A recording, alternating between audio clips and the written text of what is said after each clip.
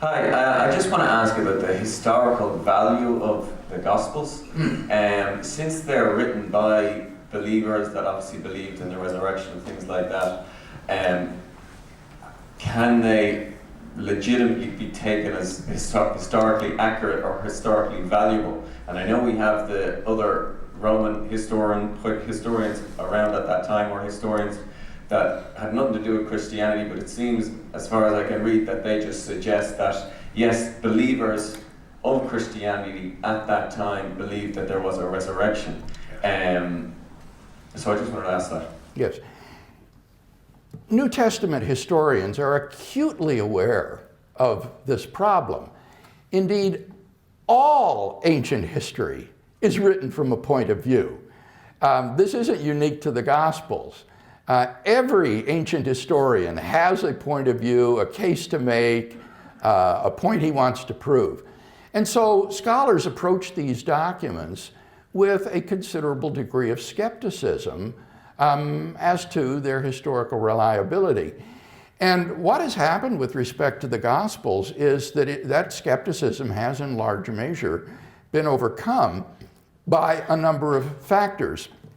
For example, one of the most important tests for historicity would be multiple, independent, and early attestation of an event or saying.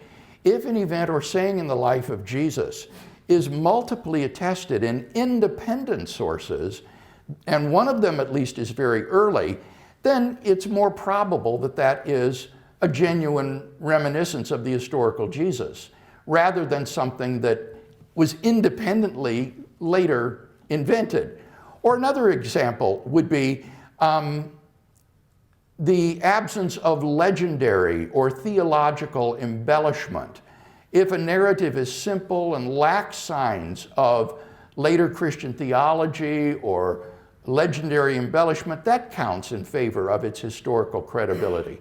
Another factor would be if the narrative or saying is very different from antecedent Judaism and from subsequent Christianity, then it's unlikely to be a residue of antecedent Judaism or a retrojection of later Christianity, but is more plausibly a reminiscence that goes back to the historical Jesus. And so there are quite a number of these sorts of tests that New Testament historians use in exploring the Gospels, and when they do so, the facts that I talked about tonight with regard to Jesus, and particularly with regard to the fate of Jesus following the crucifixion, have won the majority consensus in this respect. So scholars are very much aware of the problem of bias. It's common in ancient history, and they've developed various criteria to try to help overcome this.